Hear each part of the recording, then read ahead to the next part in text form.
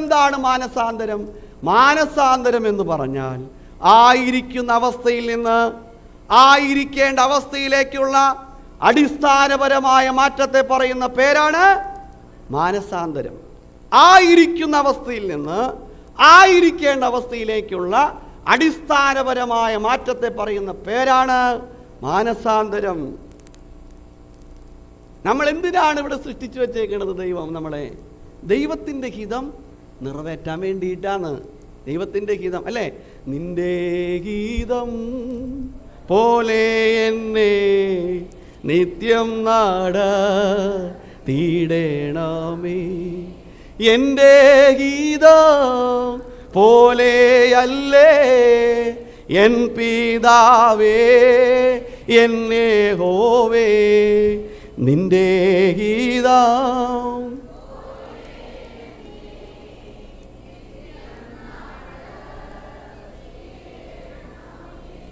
അപ്പം നമ്മുടെ ഹിതമാണോ കർത്താവിൻ്റെ ഹിതമാണോ നമ്മുടെ ജീവിതത്തിൽ നിറവേറ്റപ്പെടണേ?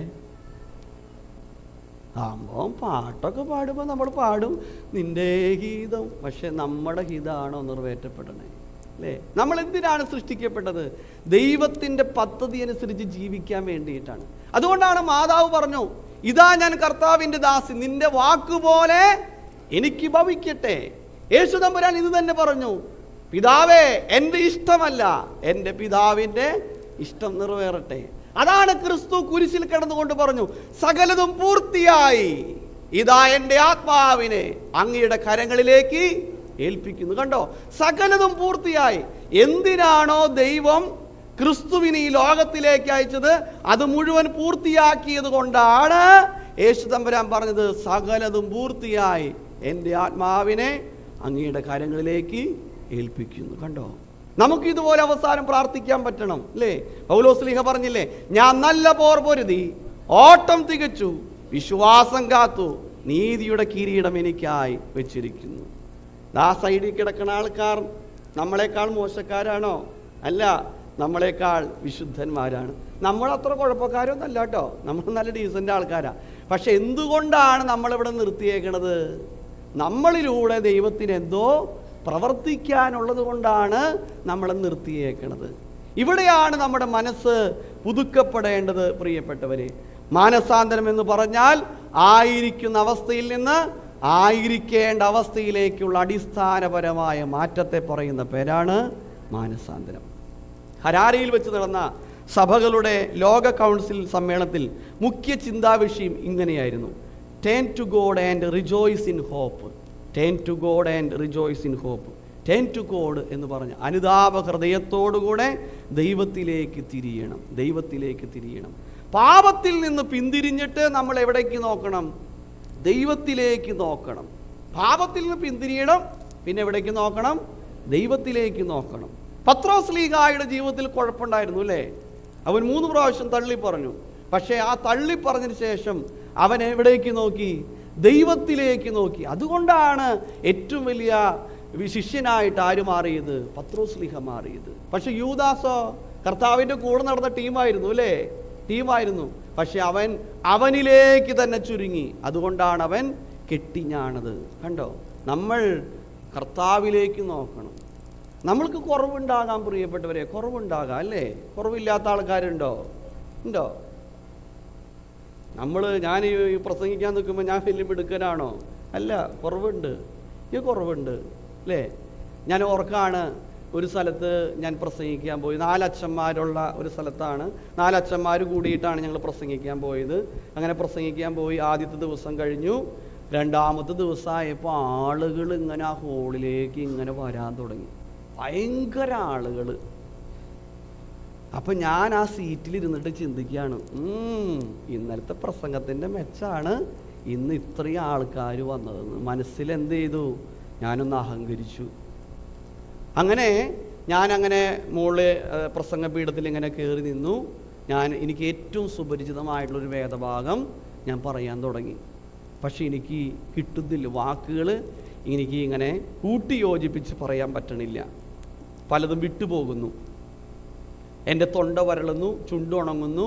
അങ്ങനെ ഭയങ്കര പ്രതിസന്ധി. പക്ഷെ 1 മണിക്കൂർ കൊണ്ട് ഞാൻ വിമ്മിഷ്ടപ്പെട്ടുകൊണ്ടാണ് ഞാൻ ആ പ്രസംഗം പൂർത്തിയായേ. അങ്ങനെ പൂർത്തിയാക്കിയതിന് ശേഷം താഴെ വന്നപ്പോൾ അച്ഛന്മാർ ചോദിച്ചു, എന്താ അച്ഛൻ പറ്റിയെന്ന് ചോദിച്ചു. അപ്പോൾ ഞാൻ പറഞ്ഞു, കാരണം പറയാൻ പറ്റുമോ, നമ്മൾ അഹങ്കരിച്ചു എന്ന് പറയാൻ പറ്റുമോ?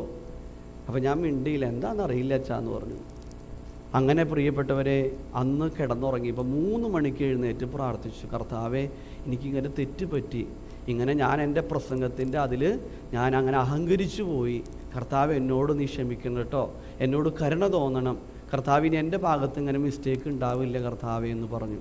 അങ്ങനെ 3-ാമത്തെ ദിവസം വേറച്ഛൻ പ്രസംഗിച്ചു, 4-ാമത്തെ ദിവസം വേറച്ഛൻ പ്രസംഗിച്ചു, 5ഉം 6ഉം ദിവസം ഞാനാണ് പ്രസംഗിച്ചത്. ഏറ്റവും ദൈവകൃപയോടുകൂടെ പ്രസംഗിക്കാൻ പറ്റി.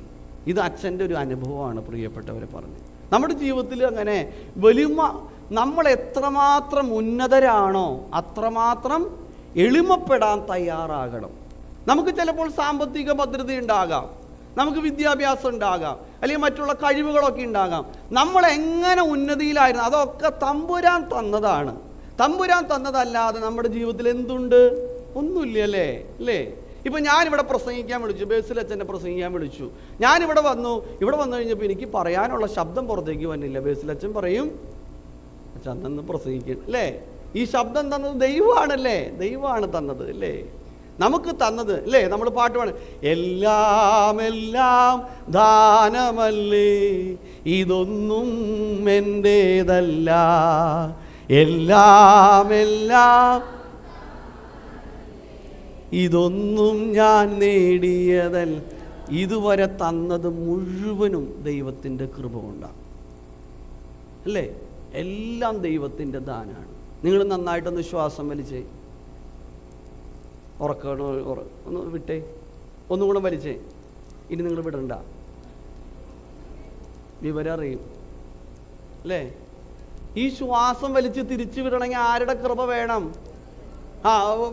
ബാങ്ക് അക്കൗണ്ടിൽ പൈസ കിടന്നിട്ട് പറയാണ്, അന്ന് എൻ്റെ ശ്വാസം തിരിച്ചു വിടൂ എന്ന് പറയാൻ പറ്റുമോ? പറ്റില്ല. ഇൻറ്റൻസീവ് കെയർ യൂണിറ്റിൻ്റെ ഉള്ളിൽ കിടന്നിട്ട്, കാരണം നമുക്ക് പുറത്ത് നിൽക്കണവർക്ക് അകത്ത് കയറി ചെല്ലാൻ പറ്റുമോ? പറ്റില്ല. പൈസ ഉണ്ട് നമുക്ക്, കഥയില്ല പ്രിയപ്പെട്ടവരെ, കഥയില്ല. ജീവിതത്തിൽ പ്രിയപ്പെട്ടവരെ നമ്മൾ ഓർക്കേണ്ട കാര്യങ്ങളാണ്. നമ്മുടെ ജീവിതത്തിൽ കുറവുകൾ ഉണ്ടാവാന്ന് അല്ലേ? കുറവുണ്ടാവാം. ചിലർക്ക് അസൂയാണ്, ചിലർക്ക് അല്ലേ, ചിലർക്ക് അസൂയ. അയൽവക്കക്കാർ നന്നാവുന്ന കാണുമ്പോൾ എന്നാലും എവിടെ നിന്നറിയില്ലേ അല്ലേ, തോന്നാം നമുക്ക് അല്ലെ, സ്വാഭാവികമാണല്ലോ. ചിലർക്ക് കോപമാണ്, കോപം ഭയങ്കര ദേഷ്യമാണ്, പിടിച്ചതിനും തൊട്ടതിനും ദേഷ്യം. ചിലപ്പോൾ റിമോട്ടൊക്കെ പോണ പോക്ക് കാണണം, ദേഷ്യം ഉണ്ടാവാം. ചിലർക്ക് അലസത ഉണ്ടാകാം, അലസത. ചിലർക്ക് ദുർമോഹം ഉണ്ടാകാം, ദുർമോഹം. ചിലർക്ക് ഭക്ഷണത്തിനോട് അമിതമായ താല്പര്യം. മരണകരമായ 7 പാപങ്ങൾ നമുക്കുണ്ടാകാം, സ്വാഭാവികമാണ്. പക്ഷെ ഇത് നമ്മുടെ മനസ്സിൽ അറിയുമ്പോൾ ഇത് തെറ്റാണെന്ന് മനസ്സിലാക്കി കഴിഞ്ഞിട്ട് നമ്മൾ എവിടേക്ക് നോക്കണം? നമ്മളിലേക്ക് തന്നെ നോക്കരുത്. ചിലർ പറയണു, എത്ര പേര് കുടിക്കണു, പിന്നെ ഇച്ചിരി ഗ്ലാസ് കുടിച്ചത് കുഴപ്പം, വലിയ കാര്യമായിട്ടല്ല അല്ലേ? എന്തോരാൾക്കാരെ കുടിക്കണേ, എന്താ കുഴപ്പം? എത്ര ആൾക്കാരും നുണ പറയണേ, പിന്നെ എനിക്ക് നുണ പറഞ്ഞെന്തോ കുഴപ്പം? എത്ര ആൾക്കാർ കുറ്റം പറയണം, പിന്നെ ഇടയ്ക്കൊക്കെയല്ലോ കുറ്റം പറയണുള്ളൂ. ന്യായം അതല്ല വേണ്ടത്. നമ്മുടെ ജീവിതത്തിൽ തെറ്റ് സംഭവിച്ചാൽ നമ്മൾ ആ തെറ്റിനെ അംഗീകരിച്ചുകൊണ്ട് ദൈവത്തിലേക്ക് നോക്കണം. അതാണ് പരിശുദ്ധ കുമ്പസാരം. ആ കുമ്പസാരത്തിലൂടെ നമ്മൾ തമ്പുരാന്റെ സന്നിധിയിലേക്ക് നോക്കാണ്. അതുകൊണ്ടാണ് ലംഘനം ക്ഷമിച്ചും പാപം മറച്ചു കിട്ടിയ മനുഷ്യൻ ഭാഗ്യവാൻ അല്ലേ? നല്ല കുമ്പസാരം നടത്തണം, അതാണ് ദൈവം ആഗ്രഹിക്കുന്നത്. അതുകൊണ്ട് പ്രിയപ്പെട്ടവരെ, പാപത്തിൽ നിന്ന് പിന്തിരിഞ്ഞ് ദൈവത്തിലേക്ക് തിരിയുന്ന പ്രവൃത്തിയെ പറയുന്ന പേരാണ് മാനസാന്തരം. പുതിയ നിയമത്തിൽ ഇതിനെ പറയുന്നത് മെറ്റാനോയ്യ എന്ന വാക്കാണ്. മെറ്റാനോയ്യ, മറുകണ്ഠം ചാടുക, ക്രോസ് ഓവർ എന്നാണ്. പഴയ നിയമത്തിൽ പറയുന്ന മാനസാന്തരത്തെ പറയുന്ന പേരാണ്, ഹീബ്രു വാക്കാണ് ഷൂബ്, മനംതിരിയുക എന്നുള്ളത്. ഈ രണ്ടിൻ്റെ അർത്ഥം ഒന്ന് തന്നെയാണ്. അതായത് മനസ്സ് മാറുക, ഒരു യൂ ടേൺ എടുക്കുക.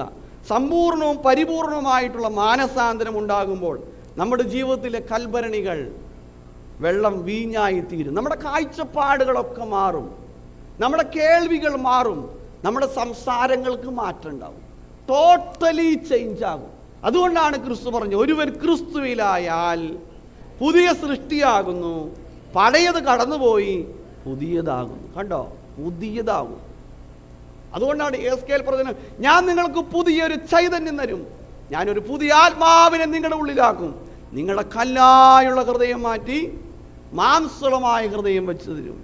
അതാണ് പ്രിയപ്പെട്ടവരെ പുതുക്കം പ്രാപിച്ച ആൾക്കാരുടെ അവസ്ഥ. പുതുക്കം പ്രാപിച്ച ആൾക്കാരുടെ അവസ്ഥ. മക്കളെ,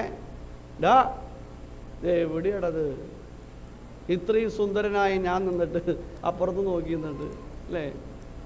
എന്നെ കണ്ടാ വല്ല കുഴപ്പമുണ്ടോ മക്കളെ? അല്ലേ, നല്ല അടിപൊളിയല്ലേ? പിന്നെ സൂപ്പറാന്ന്. എന്നെ നോക്കിയിരിക്കണം കേട്ടോ, എൻ്റെ മുഖത്ത് നോക്കിയിരിക്കണേ കേട്ടോ.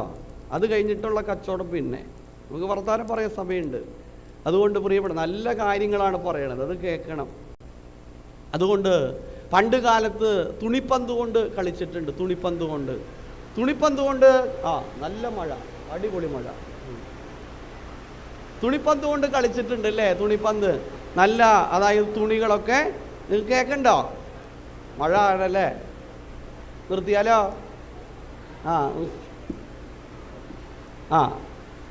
മഴയെ ശാന്തമാകൂ. ഞാൻ പറഞ്ഞു തീർക്കട്ടെ, എന്നിട്ട് മഴ പെയ്താൽ മതി. അപ്പോൾ തുണിപ്പന്ത് കൊണ്ട് കളിച്ചിട്ടുണ്ട്.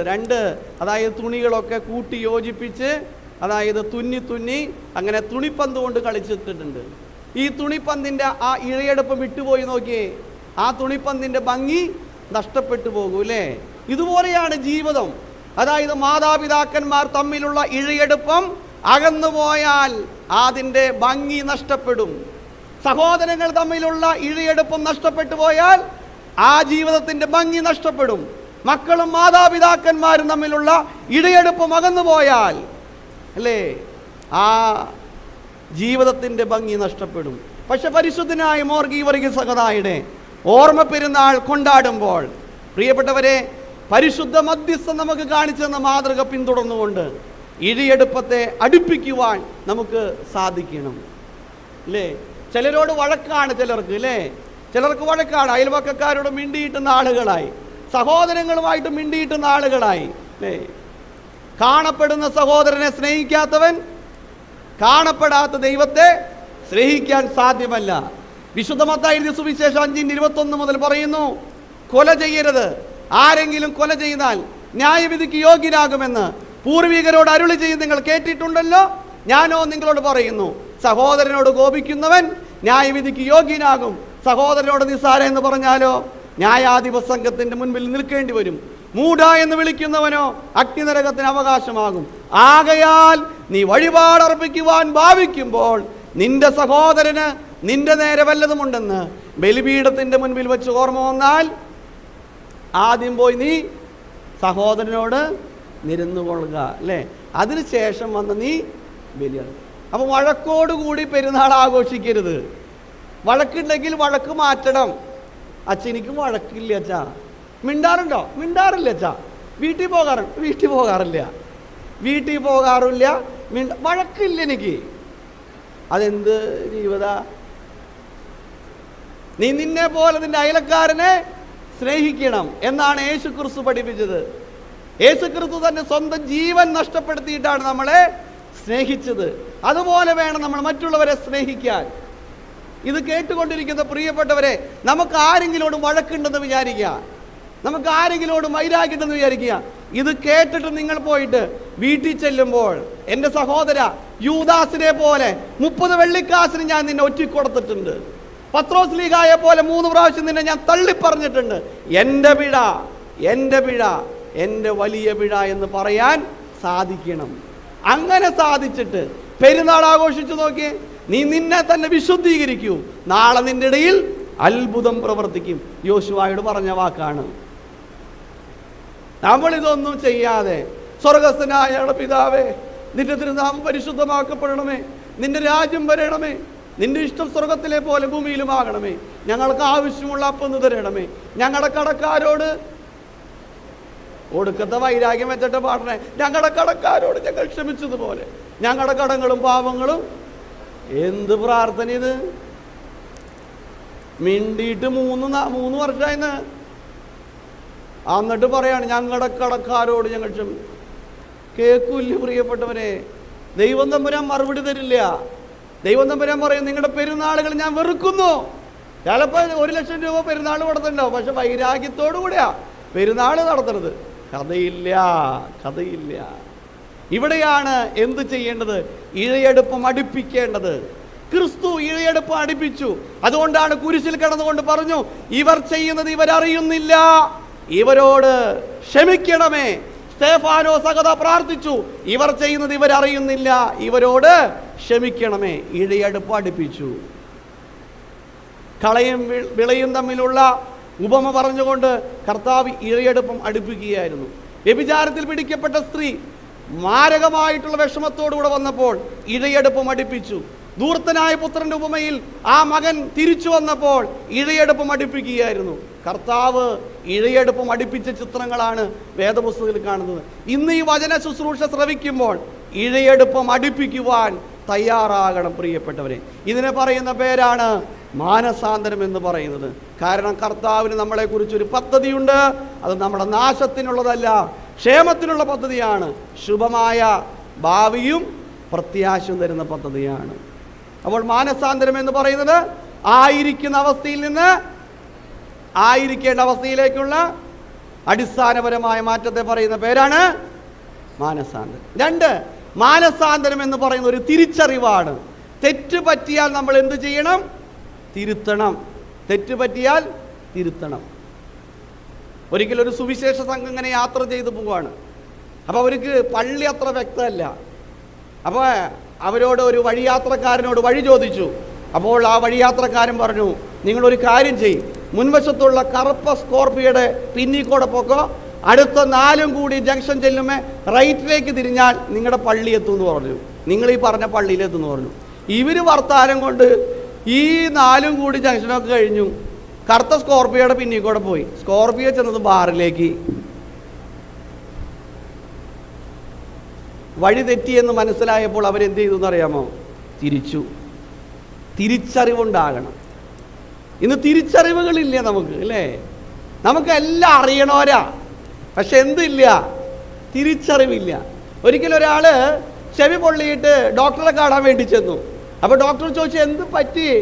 എൻ്റെ പൊന്നു സാർ ഒന്നും പറയണ്ട, ഞാൻ അയൺ ചെയ്തുകൊണ്ടിരിക്കുകയായിരുന്നു. അപ്പോൾ എൻ്റെ കൂട്ടുകാരൻ വിളിച്ചു, ഫോണിൻ്റെ റിസീവർ ആദ്യം വിചാരിച്ച് ചെവിയിലെടുത്ത് വെച്ചാന്ന്.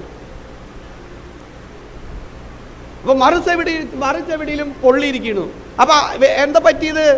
എൻ്റെ പൊന്നു സാർ ഒന്നും പറയണ്ട, ആ വൃത്തികെട്ടവൻ വീണ്ടും വിളിച്ചു, വീണ്ടും ഞാൻ വെച്ചു. തിരിച്ചറിവില്ല പ്രിയപ്പെട്ടവരെ. നമ്മുടെ ജീവിതത്തിൽ തിരിച്ചറിവുകൾ ഉണ്ടാകണം.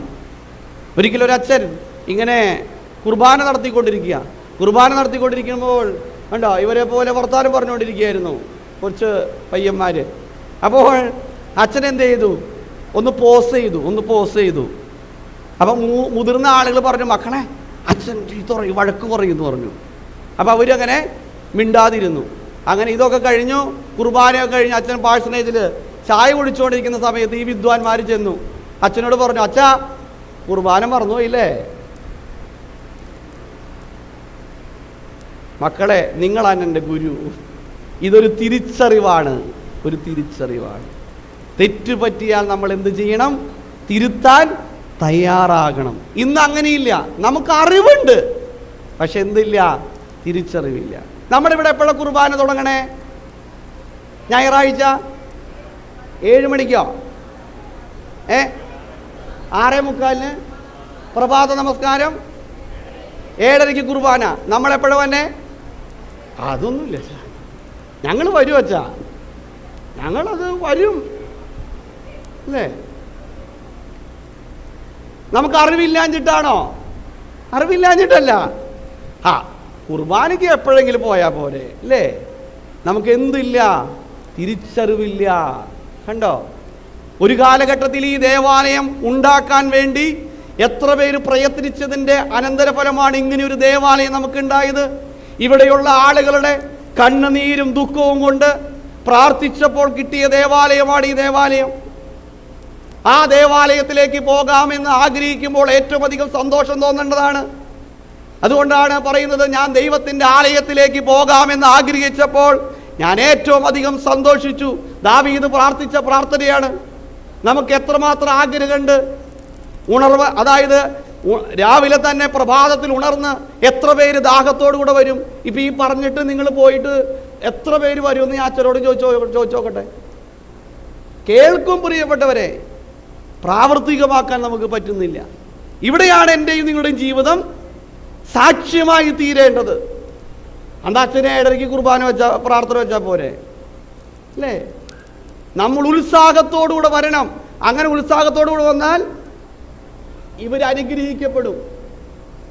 സത്രശിവാക്കി 22:6 പറയുന്നു, ബാലൻ നടക്കേണ്ടുന്ന വഴിയിൽ അവൻ അഭ്യസിപ്പിക്കൂ, അവൻ വൃദ്ധനായാലും. നമ്മൾ കാണിച്ചു കൊടുത്താലല്ലേ ഇവർ വരുള്ളൂ.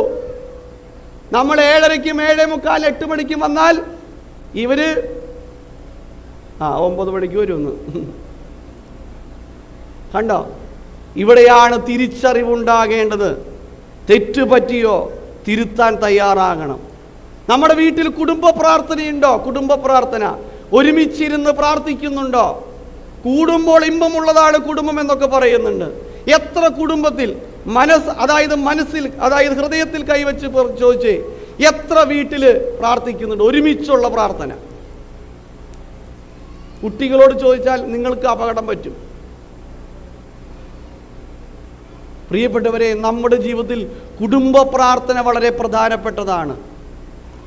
നമ്മുടെ ജീവിതത്തിൽ കുടുംബ പ്രാർത്ഥന നിരന്തരമായും രാവിലെയും വൈകുന്നേരവും പ്രാർത്ഥിക്കുവാൻ നമുക്ക് തയ്യാറാകണം. ഒരു കാലഘട്ടത്തിൽ പ്രാർത്ഥിക്കുമായിരുന്നു, അതിരാവിലെ തിരുസന്നിധി അണയും നൂരി സമയേ ആദിയായി നിന്നെ സ്തുതിപ്പാൻ യേശു പരനെ. ഇവിടെയുള്ള ഒറ്റ ആളും പാടിയില്ല. നിങ്ങൾ എന്തുകൊണ്ട് പാടിയേ? നിങ്ങളുടെ മാതാപിതാക്കന്മാർ പാടിയത് നിങ്ങൾ കേട്ടിട്ടുണ്ട്. ഇപ്പൊ പാടാറില്ല, അതുകൊണ്ട് ഇവര് കേട്ടിട്ടില്ല. കണ്ടോ? ഇവിടെയാണ് തിരുത്തേണ്ടത്. നമ്മൾ അതിരാവിലെ എഴുന്നേറ്റ് പ്രാർത്ഥിച്ചു നോക്കിയേ, നമ്മുടെ വീട്ടില് ഭയങ്കരമായ ദൈവകൃപ ഉണ്ടാകും. പ്രിയപ്പെട്ടവരെ, ദൈവകൃപയുണ്ടാകും. ഒരുമിച്ചിരുന്നുള്ള സംസാരം വീട്ടിലുണ്ടോ? ഒരുമിച്ചിരുന്നുള്ള സംസാരം ഭാര്യയും ഭർത്താവും മാതാപിതാക്കന്മാരും മക്കൾ ഒരുമിച്ച് സംസാരിക്കാറുണ്ടോ? 4 പേരുടെ കയ്യിലുണ്ടാകും അല്ലേ? ഒരുമിച്ചിരുന്നുള്ള സംസാരം ഇല്ല. ഇവിടെയാണ് തിരുത്തപ്പെടേണ്ടത്. ഒരുമിച്ചിരുന്നുള്ള ഭക്ഷണം കഴിപ്പുണ്ടോ? ഒരുമിച്ചിരുന്നുള്ള ഭക്ഷണം കഴിക്കാറുണ്ടോ? ഒരാൾ ടിവിയുടെ മുൻപിൽ, ഒരാൾ മൊബൈൽ നോക്കിയിട്ടാണ് കഴിക്കുന്നത്. കണ്ടോ? നമുക്ക് ദൈവം തരുന്ന ദാനമാണ് ഭക്ഷണം. ആ ഭക്ഷണം കഴിക്കുന്നതിന് മുമ്പ് ഒരു പ്രാർത്ഥനയുണ്ട്. എന്താണ് പ്രാർത്ഥന? കർത്താവേ, നിന്റെ കൃപയാൽ ഭക്ഷിപ്പാനും പാനം ചെയ്യുവാനും നീ ഞങ്ങൾക്ക് തന്നിട്ടുള്ള ആഹാരത്തെയും മനോഗണത്തെയും ഓർത്ത് നിന്റെ സ്തുതിക്കുകയും വാഴ്ത്തുകയും വന്ദിക്കുകയും ഞങ്ങളെ യോഗ്യരാക്കി തീർക്കുകയും ചെയ്യണമേ. ആമീൻ. കഴിക്കണം. ഭക്ഷണം കഴിച്ചതിന് ശേഷമോ, കർത്താവേ, നിന്റെ കൃപയും വാഴും നിമിത്തം നിനക്ക് സ്തുതി, ഞങ്ങളെ തീറ്റി തൃപ്തിപ്പെടുത്തിയ നിനക്ക് സ്തുതി, നിനക്കുള്ളത് ഭക്ഷിച്ച് പാനം ചെയ്ത് നിന്റെ ഇഷ്ടം ചെയ്ത് ജീവിക്കുവാൻ ഞങ്ങളെ യോഗ്യരാക്കി തീർക്കണമേ. അങ്ങനെ കഴിച്ചു നോക്കി. ഇത് കിട്ടണവരടിച്ചു കയറ്റാ. സംഭവം മുൻപിൽ കൊണ്ടുവന്ന് വയ്ക്കുമ്പോഴേക്കും അടിച്ചങ്ങോട്ട് കയറ്റും. എന്നിട്ട് നോക്കിയേ, ഇല്ലാത്ത അസുഖങ്ങളുണ്ടോ? Pressure, cholesterol, sugar, gas, petrol, മണ്ണെണ്ണ, ഡീസൽ എന്ന് വേണ്ട എല്ലാ രോഗങ്ങളും ഉണ്ട്. തമ്പുരാനോട് നന്ദി പറഞ്ഞ് കഴിക്കണം പ്രിയപ്പെട്ടവരെ. ഇവിടെയാണ് തിരുത്തപ്പെടേണ്ടത്. തിരുത്തുവാൻ തയ്യാറാകണം നമ്മുടെ ജീവിതത്തിൽ. മാനസാന്തരം എന്ന് പറയുന്നത് തിരിച്ചറിവാണ്. തെറ്റ് പറ്റിയാൽ തിരുത്തണം. ഈ പറഞ്ഞ കാര്യങ്ങളൊക്കെ നമ്മുടെ ജീവിതത്തിൽ ഇല്ല എങ്കിൽ ഇന്ന് മുതൽ ഇന്ന് വരെ, ഈ നിങ്ങൾ ഇങ്ങോട്ട് വന്നപ്പോൾ കുഴപ്പമില്ലായിരുന്നു, പക്ഷെ ഇത് കേട്ടത് മുതൽ പ്രിയപ്പെട്ടവരെ കൗണ്ട് ഡൗൺ തുടങ്ങി. നമ്മളിത് അനുവർത്തിക്കുവാൻ തയ്യാറാകണം. അപ്പോൾ മാനസാന്തരം എന്ന് പറഞ്ഞാൽ ആയിരിക്കുന്ന അവസ്ഥയിൽ നിന്ന് ആയിരിക്കേണ്ട അവസ്ഥയിലേക്കുള്ള അടിസ്ഥാനപരമായ മാറ്റത്തെ പറയുന്ന പേരാണ് മാനസാന്തരം. മാനസാന്തരം എന്ന് പറയുന്നത് തിരിച്ചറിവാണ്. തെറ്റുപറ്റിയാൽ തിരുത്തുവാൻ നമ്മൾ തയ്യാറാകണം. മാനസാന്തരപ്പെട്ട വ്യക്തിയുണ്ട്, മാനസാന്തരപ്പെട്ട കുടുംബങ്ങളുണ്ട്, മാനസാന്തരപ്പെട്ട രാജ്യമുണ്ട്. മാനസാന്തരപ്പെട്ട വ്യക്തി വിശുദ്ധ ലൂക്കോസ് എഴുതിയ സുവിശേഷം 19:1 മുതൽ 10 വരെയുള്ള വാക്യത്തിൽ നാം കാണുന്നുണ്ട് സക്കായി, അല്ലേ? സക്കായിയെ കുറിച്ച് വേദപുസ്തകം പറയുന്നത് പൊക്കം കുറഞ്ഞവനാണ്, ചുങ്കം പിരിവുകാരനാണ്, അതോടൊപ്പം തന്നെ ധനികനാണ്, അല്ലേ? ധനികനാണ്. ആ മനുഷ്യൻ ക്രിസ്തുവിനെ കാണാൻ വേണ്ടിയിട്ട് ഒരു മരത്തിൻ്റെ മുകളിൽ കയറിയിരിക്കുമ്പോഴാണ് കർത്താവ് അതുവഴി കടന്നു വരുന്നത്, അല്ലേ? അവനോട് ഇറങ്ങി വരാൻ പറഞ്ഞു. അവനോട് പ്രസംഗിച്ചോ? അവനോട് വചന ശുശ്രൂഷ നടത്തിയോ? ധാർമ്മിക ഉപദേശം കൊടുത്തോ? ഇല്ല. അവനോട് പറഞ്ഞു, മോനെ, നിന്റെ കുറവ് എനിക്കറിയാടാ, നിന്റെ പോരായ്മ എനിക്കറിയാം, നിന്റെ കുറവിനെ ഞാൻ അംഗീകരിക്കുന്നു, നിന്റെ പോരായ്മ അംഗീകരിക്കുന്നു, അത് അംഗീകരിച്ചുകൊണ്ട് ഞാൻ നിന്റെ വീട്ടിൽ വരാൻ ആഗ്രഹിക്കുന്നു. വെളിപാട് പുസ്തകം 3-ാമത്തെ അധ്യായം 20-ാമത്തെ വാക്യം, ഞാൻ വാതിൽ മുട്ടുന്നു, ആരെങ്കിലും വാതിൽ തുറന്നു തന്നാൽ ഞാൻ അവനോടുകൂടെയും അവൻ എന്നോടുകൂടെയും അത്താഴം കഴിക്കും. അവൻ്റെ ജീവിതത്തിലേക്ക് ചെന്നു, അല്ലേ? ഇന്ന് നമ്മളും അങ്ങനെ തന്നെ ചെയ്യണം. നമ്മുടെ പ്രിയപ്പെട്ടവരുടെ കുറവുകൾ നമ്മൾ മനസ്സിലാക്കണം. നമ്മുടെ കുറവുകൾ, അല്ലേ? ജീവിത പങ്കാളിയുടെ കുറവ് നമ്മൾ മനസ്സിലാക്കണം. ഉൽപ്പത്തി പുസ്തകം 2-ാമത്തെ അധ്യായം 18-ാമത്തെ വാക്യം, മനുഷ്യനേകനായിരിക്കുന്നല്ല, ഞാൻ തക്കതായ തുണയെ നൽകും. ആണോ? തക്കതായ തുണേനെയാണ് കിട്ടിയേക്കണേ. ഒന്നും പറയണ്ട അച്ഛാ, എല്ലാം കഴിഞ്ഞു, അല്ലേ? പെട്ടു. പിന്നെ അങ്ങോട്ട് പോവാണ്, ഒരു കണക്കിന് അങ്ങോട്ട് പോവാ. ഇവിടെയുള്ളൊരു, അതായത് രഹസ്യമായിട്ട് എന്നോട് പറയുന്നുണ്ട്, അച്ഛാ ചാലക്കുടിയിൽ ഇതിലെങ്ങനെ മാറ്റിയെടുക്കാൻ വല്ല അവസരമുണ്ടോ എന്ന്. ഒരു അവസരമില്ല. പെട്ടു, അല്ലേ? ഈ പരിശുദ്ധ മദ്ബഹായുടെ മുൻപിൽ വെച്ചുകൊണ്ട് നമ്മളെ ഒന്നാക്കി ചേർത്തു, അല്ലേ? ഒന്നാക്കി ചേർത്തു. ഇനി നിങ്ങൾ രണ്ടല്ല, ഒന്നാണ്, അല്ലേ? ദൈവം ഒരുമിപ്പിച്ചതിനെ മനുഷ്യൻ വേർപെടുത്തരുത്, അല്ലേ? ദൈവമാണ് തന്നത്, അല്ലേ? ദൈവമാണ് തന്നത്. അത് മനസ്സിലാക്കി നമ്മുടെ ജീവിത പങ്കാളിനെ നമ്മൾ സ്നേഹിക്കണം. നമ്മുടെ ജീവിത പങ്കാളിയോട് നമുക്ക് സ്നേഹമാണോ, ഇഷ്ടമാണോ? നമ്മുടെ ജീവിത പങ്കാളിയോട് നമുക്ക് സ്നേഹമാണോ, ഇഷ്ടമാണോ? അങ്ങനെയൊന്നുമില്ല അച്ഛാ, ഇഷ്ടമുണ്ട്, സ്നേഹമുണ്ട്. ഒരു ഉദാഹരണം പറയാം. ഒരു പൂവിനോട് നിങ്ങൾക്ക് ഇഷ്ടമാണോ, സ്നേഹമാണോ? പൂവിനോട് ഇഷ്ടമാണ്, അതുകൊണ്ടാണ് അത് പൊട്ടിക്കുന്നതും തലയിൽ ചൂടുന്നതും നമുക്ക് ഇഷ്ടപ്പെട്ട ഫോട്ടോയുടെ മുന്നിൽ കൊണ്ടുവന്ന് വയ്ക്കുന്നതും. 2 ദിവസം കഴിയട്ടെ, ഈ പൂവിൻ്റെ ഭംഗി പോകും, അത് വാടും. അപ്പോൾ എന്തു ചെയ്യും? വേസ്റ്റ് ബോക്സിലേക്ക് ഇടും, അല്ലേ? പക്ഷെ സ്നേഹമാണെങ്കിലോ ആ പൂവിനെ നമ്മൾ പൊട്ടിക്കില്ല. അതിനെ നമ്മൾ എന്തു ചെയ്യും? പരിലാളിക്കും. അതിന് വെള്ളമൊഴിച്ചു കൊടുക്കും, അതിന് വളമിട്ട് കൊടുക്കും, അതിൻ്റെ കുറവിനെ നമ്മൾ മനസ്സിലാക്കും, അതിനെ പരിലാളിക്കും, അതിനെ സ്നേഹിക്കും. ഇതുപോലെ വേണം നമ്മുടെ ജീവിത പങ്കാളിനെ നമ്മൾ സ്നേഹിക്കണം. ഇതിനെ പറയുന്ന പേരാണ് അൺകണ്ടീഷണൽ ലവ്. വ്യവസ്ഥയില്ലാതെ നമ്മുടെ ജീവിത പങ്കാളിനെ സ്നേഹിക്കണം. അച്ഛന് പറയാം, വീട്ടിലേക്ക് പറഞ്ഞു തരാം, അല്ലേ? നമ്മുടെ ജീവിതത്തിൽ പലപ്പോഴും നമ്മുടെ ജീവിത പങ്കാളി എന്തെങ്കിലും നിങ്ങളോട് മലയാളത്തിൽ പറഞ്ഞതല്ലേ, ഇത് ചെയ്യണ്ടെന്ന് അനുഭവിക്കുക, അല്ലേ? പലപ്പോഴും നമ്മളങ്ങനെ പറഞ്ഞിട്ടില്ലേ? എത്ര നല്ല കല്യാണാലോചന വന്നത് വന്നാലും എൻ്റെ ജീവിതം പെട്ടു, അല്ലേ? ഈ പിറുപിറുപ്പാണ്. അല്ല പ്രിയപ്പെട്ടവരെ, ദൈവം യോജിപ്പിച്ചതാണ്. അതുകൊണ്ടാണ് 1 ശമൂവേൽ 1-ാമത്തെ അധ്യായത്തിൽ എൽക്കാന എന്ന് പറയുന്ന മനുഷ്യന് 2 ഭാര്യമാരുണ്ടായിരുന്നു. ഒന്ന് ഹന്നായും 2 പെനിന്നായും. ഹന്നായ്ക്ക് മക്കളുണ്ടായിരുന്നില്ല, പെനിന്നായ്ക്ക് മക്കളുണ്ടായിരുന്നു. അങ്ങനെ ഹന്നായുടെ പ്രയാസം കണ്ടുകൊണ്ട് ഈ എൽക്കാന പറഞ്ഞു, നീ എന്തിനടി വിഷമിക്കണേ? 10 പുത്രന്മാരെക്കാൾ ഞാനുണ്ടല്ലോ. 10 പുത്രന്മാരെക്കാൾ ഞാനുണ്ടല്ലോ. നമ്മുടെ ജീവിത പങ്കാളി പ്രയാസപ്പെടുമ്പോൾ പറയാൻ പറ്റണം, ഞാനുണ്ട്. അല്ലാതെ ബന്ധു ഹർത്താലായിട്ട് അപ്പുറത്തെ മുറിയിൽ പോയി കിടക്കരുത്. ഇവിടെയാണ് നമ്മുടെ ജീവിതം മാതൃകയാകേണ്ടത് പ്രിയപ്പെട്ടവരെ. സക്കായിയുടെ ജീവിതത്തിൽ മാനസാന്തരമുണ്ടായി. അത് എങ്ങനെയാണ് നമുക്ക് പ്രകടമായിട്ട് കാണാൻ പറ്റിയത്? അവിടെ പറയുന്നു, ഏതൊരുവന് ഞങ്ങൾ അപഹരിച്ചിട്ടുണ്ടോ അത് 4 ഇരട്ടിയായി തിരിച്ചു കൊടുക്കും, എൻ്റെ സമ്പത്തിൽ പകുതി ഞാൻ ദരിദ്രം കൊടുക്കും. ഉടനടി അവൻ ആക്ഷൻ ഉണ്ടായി. നമ്മുടെ ജീവിതത്തിൽ ഇതുപോലെ ഉണ്ടാവണം. നമ്മുടെ മക്കളുടെ കുറവുകളെ മനസ്സിലാക്കണം, നമ്മുടെ ജീവിത പങ്കാളിയുടെ കുറവിനെ മനസ്സിലാക്കണം. അതിനുശേഷം നമ്മൾ അവരെ സ്നേഹിക്കാൻ പഠിച്ചു നോക്കിയേ ഭയങ്കരമായിട്ടുള്ള ദൈവാനുഗ്രഹം നമ്മുടെ ജീവിതത്തിലുണ്ടാകും. ഇനി ലുദിയായുടെ കുടുംബമായി മാനസാന്തരപ്പെട്ടവരുണ്ട്. വിശുദ്ധ അപ്പോസ്തല പ്രവർത്തനം 16-ാമത്തെ അധ്യായം 11 മുതൽ 15 വരെയുള്ള വാക്യത്തിൽ ലുദിയായുടെ മാനസാന്തരം, ഒരു വസ്ത്രവ്യാപാരിയായിരുന്നു, അവൾ മാനസാന്തരപ്പെട്ടു. യൂറോപ്പിൽ ആദ്യത്തെ മിഷണറി ആയിട്ട് മാറി. ലുദിയ മാനസാന്തരപ്പെട്ടു. കാരാഗ്രഹ പ്രമാണി മാനസാന്തരപ്പെട്ടു. കണ്ടോ, അവരുടെ കുടുംബമായിട്ടാണ് മാനസാന്തരപ്പെട്ടത്. അവസാനം നിനവേ പട്ടണം മാനസാന്തരപ്പെട്ടു. യോന നിനവേക്കെതിരെ പ്രസംഗിച്ചു, ഈ പട്ടണം 40 ദിവസം കഴിയുമ്പോൾ നശിപ്പിക്കപ്പെടും. അപ്പോൾ അവരെന്താ പറഞ്ഞത്? നീ വലിയ വർത്താനൊന്നും പറയാൻ വരണ്ട, ഞങ്ങളിതൊക്കെ എത്ര കേട്ടേക്കണം, അതുകൊണ്ട് നീ പൊക്കോളാൻ പറഞ്ഞോ? ഇല്ല. അവർ യോന പറഞ്ഞത് കേട്ടു, അത് അംഗീകരിച്ചു. അവർ എന്ത് ചെയ്തു? ഉപവസിച്ച് പ്രാർത്ഥിച്ചു.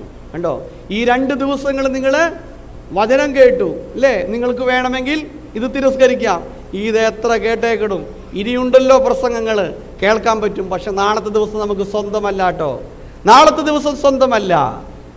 അതുകൊണ്ട് നമ്മുടെ ജീവിതത്തിൽ കുറവുകൾ സംഭവിച്ചാൽ, അവിടുത്തെ നിനവേ നിവാസികൾ മാത്രമല്ല, അവിടുത്തെ രാജാവും അവരുടെ വസ്ത്രം ഉപേക്ഷിച്ച് ചാക്കൊടുത്ത് ചാരത്തിലിരുന്ന് പ്രാർത്ഥിച്ചു. അവർക്ക് കൊടുക്കാനിരിക്കുന്ന ശിക്ഷ പിൻവലിച്ചു. കണ്ടോ, വ്യക്തിയുടെ മാനസാന്തരം കണ്ടു, കുടുംബത്തിൻ്റെ മാനസാന്തരം കണ്ടു, പിന്നെ രാജ്യത്തിൻ്റെ മാനസാന്തരം കണ്ടു. അപ്പോൾ നമ്മുടെ ഈ പെരുന്നാൾ ശുശ്രൂഷയിലേക്ക് കടന്നു വരുമ്പോൾ നമ്മുടെ ജീവിതത്തെ ഒന്നും കൂടെ പുനർവിചിന്തനം നടത്താം. ഇന്ന് പറഞ്ഞ കാര്യങ്ങൾ ഒന്നും കൂടെ റീകളക്ട് ചെയ്യാം. ആദ്യം പറഞ്ഞത് തുറന്ന മനസ്സോടുകൂടെ ആയിരിക്കണം എന്നുള്ളതാണ്. തുറന്ന മനസ്സോടുകൂടെ ആയിരിക്കണം. 2, കർത്താവ് എന്നോട് വ്യക്തിപരമായി സംസാരിക്കണം. 3, കണ്ണ് തുറന്നിരിക്കണം അല്ലേ? കണ്ണ് തുറന്നിരിക്കണം. ആരും ഉറങ്ങിയില്ല എന്നാണ് അച്ഛൻ്റെ വിചാരം. ഇനി സൈഡിലിരിക്കണവർക്ക് പ്രശ്നമുണ്ടോ എന്ന് എനിക്കറിയില്ല, പക്ഷെ എന്തായാലും ഇവിടെയുള്ളവർ ഉറങ്ങിയില്ല എന്നാണ് അച്ഛൻ കരുതുന്നത് അല്ലേ? എല്ലാവരും കേട്ടിരുന്നു. പിന്നെ പറഞ്ഞത് എന്താണ്? പെരുന്നാൾ എന്ന് പറയുന്നത് വഴിവിളക്കുകളാണ്. ഇരുൾ വീണ വഴികളിൽ വഴിതെളിക്കുന്ന വാൽനക്ഷത്രങ്ങളാണ് പെരുന്നാളുകൾ എന്ന് പറഞ്ഞാൽ. ഓരോ വിശുദ്ധൻ്റെയും പെരുന്നാൾ ആഘോഷിക്കുമ്പോൾ ആ വിശുദ്ധന്മാർ ദൈവത്തിൻ്റെ സാദൃശ്യം പേറി ജീവിച്ചവരാണ് ഓരോ വിശുദ്ധന്മാരും. ആ വിശുദ്ധന്മാരുടെ ഓർമ്മ മുറതെറ്റാതെ നമ്മൾ പെരുന്നാളുകളായിട്ട് ആഘോഷിക്കുന്നു. പെരുന്നാളുകൾ എങ്ങനെയാണ് ആഘോഷിക്കേണ്ടത്? ബാഹ്യമോടികളിലല്ല പെരുന്നാൾ ആഘോഷിക്കേണ്ടത്, നമ്മൾ ആന്തരികമായിട്ടാണ് നമ്മൾ പെരുന്നാൾ ആഘോഷിക്കേണ്ടത്. 1 ശമൂവേൽ 16-ാമത്തെ അധ്യായം ദാവീദിന്റെ തിരഞ്ഞെടുപ്പിനെ കുറിച്ച് പറഞ്ഞു അല്ലേ? ദൈവം എവിടെയാണ് നോക്കണത്? ഹൃദയത്തെ നോക്കുന്നു. കണ്ടോ, ദൈവം ഹൃദയത്തെ നോക്കുന്നു. അതിനുശേഷം നമ്മൾ പറഞ്ഞു, നമ്മൾ ദൈവവചനം കേൾക്കണം. യെരമ്യാ പ്രവാചകന്റെ പുസ്തകം 7-ാമത്തെ അധ്യായം 1 മുതൽ 7 വരെയുള്ള വാക്യത്തെ ആധാരമാക്കി പറഞ്ഞു, ദൈവവചനം കേൾക്കണം. കേട്ടിട്ട് നമ്മുടെ നടപ്പും പ്രവൃത്തിയൊക്കെ പരിശോധിക്കപ്പെടണം. അപ്പോഴാണ് നമ്മുടെ ജീവിതം അനുഗ്രഹമായി തീരുക. അതിനുശേഷം യെശയ്യാ പ്രവാചകന്റെ പുസ്തകം 1-ാമത്തെ അധ്യായം 5 മുതൽ 7 വരെയുള്ള വാക്യം പറഞ്ഞു, നമ്മുടെ തല മുതൽ കാല് വരെ പഴുപ്പും വ്രണങ്ങൾ കൊണ്ട് നിറഞ്ഞിരിക്കുന്നു, അതിനെ ഞെക്കിക്കളഞ്ഞ് അതിനെ എണ്ണ പുരട്ടി ശമിപ്പിക്കണം. അതിനുശേഷമാണ് നമ്മൾ പറഞ്ഞത് ദൈവവചനം കേട്ട ഒരാളെ കുറിച്ച് നമ്മൾ കണ്ടു. വിശുദ്ധ യോഹന്നാൻ എഴുതിയ സുവിശേഷം 3-ാമത്തെ അധ്യായം 1 മുതലുള്ള വാക്യം. നിക്കോദിമോസ്. ആരായിരുന്നു നിക്കോദിമോസ്? പ്രമാണിയായിരുന്നു, ഒരു മതനേതാവായിരുന്നു, അതോടൊപ്പം തന്നെ അനേകം ക്വാളിഫിക്കേഷനുള്ള ഒരാളായിരുന്നു. അദ്ദേഹത്തോടാണ് യേശു തമ്പുരാൻ പറഞ്ഞത്, നീ വീണ്ടും ജനിക്കണം, പുതുതായി ജനിക്കണം എന്ന് പറഞ്ഞത്. അദ്ദേഹം വീണ്ടും ജനിച്ചോ? പുതുതായി ജനിച്ചു. അതുകൊണ്ടാണ് ക്രിസ്തുവിന് വേണ്ടി വാദിക്കുന്നതും അതോടൊപ്പം തന്നെ കർത്താവിൻ്റെ കബറടക്ക സമയത്ത് വരെ പിൻപറ്റിയതും. അപ്പോൾ അതിനെ പറയുന്ന പേരാണ് മാനസാന്തരം. മാനസാന്തരം എന്ന് പറഞ്ഞാൽ ആയിരിക്കുന്ന അവസ്ഥയിൽ നിന്ന് ആയിരിക്കേണ്ട അവസ്ഥയുള്ള അടിസ്ഥാനപരമായ മാറ്റത്തെ പറയുന്ന പേരാണ് മാനസാന്തരം. മാനസാന്തരം എന്ന് പറഞ്ഞാൽ നമ്മുടെ ജീവിതത്തിൽ തിരിച്ചറിവാണ്. തെറ്റ് പറ്റിയാൽ തിരുത്താൻ തയ്യാറാകണം. നമ്മുടെ കുടുംബ പ്രാർത്ഥന, നമ്മുടെ ഒരുമിച്ചുള്ള സംസാരം, നമ്മുടെ ഒരുമിച്ചുള്ള ഭക്ഷണം കഴിപ്പ്, നമ്മുടെ പള്ളിയിലേക്കുള്ള ആരാധന സംബന്ധം, ഇവിടെയൊക്കെ തിരുത്തപ്പെടേണ്ട മേഖലകളുണ്ടെങ്കിൽ തിരുത്തപ്പെടണം. സഹോദരങ്ങളായിട്ടുള്ള ബന്ധം, മാതാപിതാക്കന്മാരും മക്കളും തമ്മിലുള്ള ബന്ധം, അയൽവക്കക്കാരും തമ്മിലുള്ള ബന്ധം, വാശിയോടെ വൈരാഗ്യത്തോടെ വിദ്വേഷത്തോടെ പെരുന്നാൾ ആഘോഷിക്കാൻ ഇടയാകരുത്. നമ്മൾ രമ്യതയുടെ അനുഭവത്തിലേക്ക് ഉണ്ടാകണം. മാനസാന്തരപ്പെട്ട വ്യക്തിയെക്കുറിച്ച് കണ്ടു. ആരാണ്? സക്കായി. സക്കായിയുടെ ജീവിതത്തിൻ്റെ കുറവുകളെ മനസ്സിലാക്കി കർത്താവ് അവൻ്റെ വീട്ടിലേക്ക് ചെന്നു. നമ്മുടെ വീട്ടിലേക്കും കർത്താവ് വരും. ഇവിടെ നമ്മുടെ ജീവിത പങ്കാളിയുടെ കുറവിനെ നമ്മൾ മനസ്സിലാക്കി സ്നേഹിക്കണം, സ്നേഹിക്കണം, സ്നേഹിക്കണം. അഗാപ്പയാണ്, ഫിലയോ അല്ല, അഗാപ്പെ. കർത്താവ് നമ്മളെ സ്നേഹിച്ചതുപോലെ നമ്മൾ സ്നേഹിക്കണം. കുടുംബങ്ങളുടെ മാനസാന്തരം, ലുദിയായുടെ മാനസാന്തരം, പിന്നെ കാരാഗ്രഹ പ്രമാണിയുടെ മാനസാന്തരം. ഏറ്റവും അവസാനം പറഞ്ഞു നിനിവേയുടെ മാനസാന്തരം. അല്ലേ? ഇത്രയും നിങ്ങൾക്ക് മനസ്സിലായോ? മനസ്സിലായിട്ടുള്ളവർക്കും മനസ്സിലാവാത്തവർക്കും ഒരു കാര്യം കൂടെ പറഞ്ഞച്ച നിർത്തും. ഇപ്പം നമുക്കിത് കഴിഞ്ഞ് കഴിയുമ്പോൾ വിഭവസമൃദ്ധമായ ഭക്ഷണം താഴെയുണ്ടെന്ന് അച്ഛൻ എന്നോട് പറയാൻ പറഞ്ഞിട്ടുണ്ട് എന്ന് വിചാരിക്കുക. എന്ന് വിചാരിച്ചോ? വിചാരിച്ചു. അപ്പോൾ പൊറോട്ടയും ചിക്കനുമാണെന്നാണ് അച്ഛൻ പറഞ്ഞത്. രണ്ടാമത്തെ കാര്യം, നിങ്ങൾ താമസിക്കുന്നത് 10ാമത്തെ നിലയിലാണെന്ന് വിചാരിക്കുക. ഫ്ലാറ്റ് സ്കൈലൈൻ്റെ 10ാമത്തെ നിലയിലായിരിക്കുകയാണ്. അവിടെ 3 ബെഡ്റൂം, അതായത് അറ്റാച്ച്ഡ് ബാത്റൂം അടക്കം, പിന്നെ 2 അടുക്കള, പിന്നെ എന്ന് വേണ്ട എല്ലാ സുഖ സൗകര്യങ്ങളോട് കൂടിയ മനോഹരമായിട്ടുള്ളൊരു ഫ്ലാറ്റ്. അപ്പോൾ നമ്മൾ പ്രാർത്ഥന കഴിഞ്ഞു, ഭക്ഷണമൊക്കെ കഴിച്ചു, പരിചയപ്പെട്ട് അങ്ങനെ കാരണം എല്ലാവരെയും വർത്താനമൊക്കെ പറഞ്ഞപ്പോൾ നന്നായിട്ട് ഭക്ഷണം കഴിച്ചത് കാരണം നന്നായി കഴിച്ചു. അങ്ങനെ നമ്മുടെ മക്കളുമായിട്ട് നമ്മൾ നമ്മുടെ വീട്ടിലേക്ക് പോയി കാർ പാർക്ക് ചെയ്യുന്ന സ്ഥലത്ത് കൊണ്ടുപോയി കാർ പാർക്ക് ചെയ്തു. അങ്ങനെ നമ്മൾ നമ്മുടെ ലിഫ്റ്റിൻ്റെ അടുത്ത് ചെന്നു. ലിഫ്റ്റിൻ്റെ അടുത്ത് നോക്കിയപ്പോൾ ലിഫ്റ്റ് വർക്ക് ചെയ്യണില്ല. അപ്പോൾ എന്ത് ചെയ്യും? സെക്യൂരിറ്റിൻ്റെ വിളിച്ചു, ഇവിടെ ലിഫ്റ്റ് വർക്ക് ചെയ്യണല്ലോ, എന്താ പറ്റിയേ? 2 ദിവസം കഴിഞ്ഞിട്ട് ഇനി അത് ശരിയാക്കുള്ളൂ എന്ന് പറഞ്ഞു. അപ്പോൾ നമ്മൾ 2 ദിവസം അവിടെ നിൽക്കുമോ? ശരി, നന്നാക്കിയിട്ടേ കയറണുള്ളൂ. ചിന്തിക്കുമോ? ഇല്ല. നമ്മൾ എന്ത് ചെയ്യും? സ്റ്റെപ്പ് കയറും. അല്ലേ? ഈ മക്കളെയും കൊണ്ട് നമ്മൾ 5ാമത്തെ നില ചെന്നപ്പോഴേക്കും നമ്മൾ ക്ഷീണിച്ചു. അവിടെ നിന്നു. വീണ്ടും കുറച്ചും കൂടെ കഴിഞ്ഞപ്പോൾ 10ാമത്തെ നിലയിൽ നമ്മുടെ വീടിൻ്റെ മുൻവശത്ത് ചെന്നു. അങ്ങനെ കതകിൻ്റെ അടുത്ത് ചെന്നപ്പോൾ വേർത്ത് കുളിച്ചു. കാരണം മഴ പെയ്തതിൻ്റെ ആ ഇതൊക്കെ ഉണ്ട്. അങ്ങനെ നമ്മൾ താക്കോല് നോക്കി. അയ്യോടി, താക്കോല് നിൻ്റെ കയ്യിലല്ലേ തന്നേ? അയ്യോ അച്ചായ, കാറിലിരിക്കണേ. അപ്പോഴറിയാം മാനസാന്തരം എത്ര പേർക്ക് ഉണ്ടായിരുന്നു. ഇവിടെ ഇരുന്ന് കേട്ടപ്പോൾ കുഴപ്പമൊന്നും ഉണ്ടായിരുന്നില്ലല്ലോ. 10ാമത്തെ നിലയെ ചെല്ലുന്ന താഴത്തേക്ക് പോരുമ്പോഴാണ് മാനസാന്തരത്തിൻ്റെ നല്ല ഫലങ്ങൾ നമുക്ക് കാണാൻ പറ്റുന്നത്. നമ്മളെങ്ങനെയാണ് തിരിച്ചറിയാൻ പറ്റുന്നത്? അല്ലേ? ഒരു വൃക്ഷത്തെ എങ്ങനെ തിരിച്ചറിയാൻ പറ്റുന്നു മക്കളെ? ഫലത്തിൽ നിന്നാണല്ലേ. അതായത് ചക്ക കാണുമ്പോൾ അത് പ്ലാവാണെന്ന് മനസ്സിലാവും, തേങ്ങ കാണുമ്പോൾ തേങ്ങ എന്ന് മനസ്സിലാവും, മാങ്ങ കാണുമ്പോൾ മാവാന്ന് മനസ്സിലാവും. നമ്മളെയോ?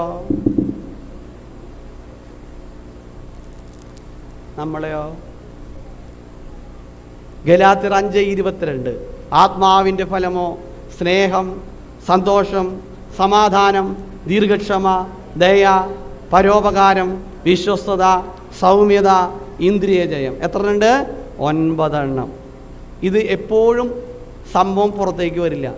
പ്രതികൂല സാഹചര്യങ്ങളിലാണ് ഇത് നമ്മൾ പ്രൊഡ്യൂസ് ചെയ്യണത്. കണ്ടോ?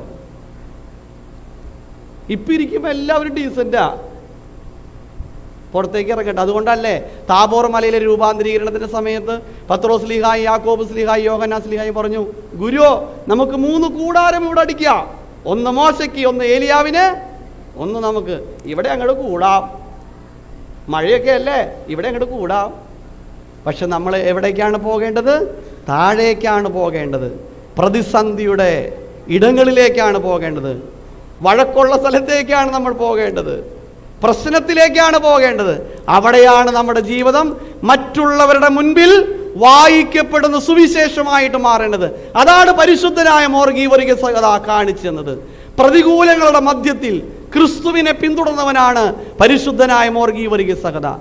അതുകൊണ്ടാണ് ആ ഗീവർഗീസ് സഹോദരന്റെ മധ്യസ്ഥത നമ്മുടെ ഇടവക, നമ്മുടെ ദേശം മുഴുവനും ആഘോഷിക്കുന്നത്. അങ്ങനെ പരിശുദ്ധനായ മോർ ഗീവർഗീസ് സഹോദരന്റെ മധ്യസ്ഥത നമുക്ക് കാവലും കോട്ടയുമായി തീരട്ടെ. നമുക്ക് ധീരതയോടുകൂടെ നമുക്ക് നിലകൊള്ളാം. അനീതിക്കെതിരെ നമുക്ക് നിലകൊള്ളാം. അധാർമികതയ്ക്കെതിരെ നമുക്ക് നിലകൊള്ളാം. നമുക്ക് ഏറ്റവും മറ്റുള്ളവരുടെ മുൻപിൽ വായിക്കപ്പെടുന്ന സുവിശേഷമായിട്ട് മാറുവാൻ സാധിക്കട്ടെ എന്ന് പ്രാർത്ഥിച്ചുകൊണ്ട് നിർത്തുന്നു.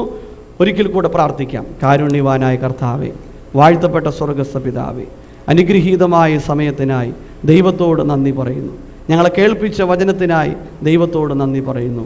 കർത്താവെ, കേട്ട വചനം പാഴായി പോകാതെ വഴിയരികിൽ വീണ വിത്തിനെ പോലെയോ, മുള്ളിനിടയിൽ വീണ വിത്തിനെ പോലെയോ, പാറമേൽ വീണ വിത്തിനെ പോലെ ആകാതെ നല്ല നിലത്ത് വീണ വിത്തിനെ പോലെ 30, 60, 100 മേനി ഫലം കായ്ക്കുവാൻ എൻ്റെ കുടുംബ ജീവിതത്തിൽ, എൻ്റെ വ്യക്തിപരമായ ജീവിതത്തിൽ, ഞാൻ പ്രവർത്തിക്കുന്ന മേഖലകളിൽ, എൻ്റെ കുഞ്ഞുങ്ങളിൽ കർത്താവെ വായിക്കപ്പെടുന്ന സുവിശേഷമായിട്ട് മാറുവാൻ പരിശുദ്ധനായ മോർ ഗീവർഗീസ് സഹോദരയുടെ മധ്യസ്ഥതയിൽ അഭയപ്പെട്ടുകൊണ്ട് പ്രാർത്ഥിക്കുന്നു.